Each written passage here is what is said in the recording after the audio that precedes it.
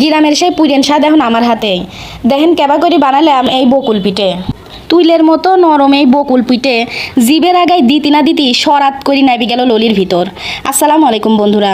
যে কোনো পিঠে আটা খাইবির চাইলে অপেক্ষা করা লাগে শীতকালের জন্যে। তাই আপনারা তো জানেনই আমার কোন সময় কোন জিনিস খাইবের মন চায় তা আমি নিজেও টের পাই না। ঘূর্ণিঝড়ের মতো ঘুরতে ঘুরতে গেলাম বাজারে আর ফড়িংয়ের মতো উড়তে উড়তে চলে আসলাম বাড়িতে। লিয়ে আসলাম বকুল পিঠে বানানি জিনিসপাতি। তার জন্য প্রথমেই দুধ চিনি আর লবণ দিয়ে সুজি রাই দিলাম। সুজিটা আবার একটু শক্ত করে রাধা লাগবে, আবার বেশি শক্ত করে ফেললে কইলাম ঠান্ডা হলে ঢেল মারা যাবে না চালের উপর। রাইদি থুয়া ওই সুজি হাতের মধ্যে গোল গোল করে চাইপি চাইপি দিলাম তেলের মধ্যে সরাত করে ছাইরে। এপিট ওপিট ফাইন করে ভাইজে এবার তুলে নিলাম। বাছুর গরুর মুখের কাছটান কাটিয়ে এনে দুধটুক পাতিলের মধ্যে দিলাম ঢাইলে। দিয়ে দিলাম কয়টা তেজপাতা, ডাল আর ফল। এবার দিয়ে দিলাম একটু লবণ, তারপর ঢাইলে দিলাম এক বাটি চিনি, সাথে একটু ঘিরান বাড়ানোর জন্য দিয়ে দিলাম কয়টা কিশমিশ আর বাদাম। এবার ভাইজে থুয়া পিঠেগুলি দুধের মধ্যে ছাড়ি দিলাম।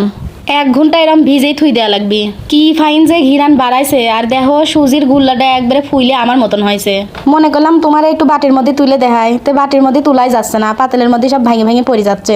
এত সুন্দর নরম তুলতুলে হয়েছে, দেখছা তো কি যে নরম।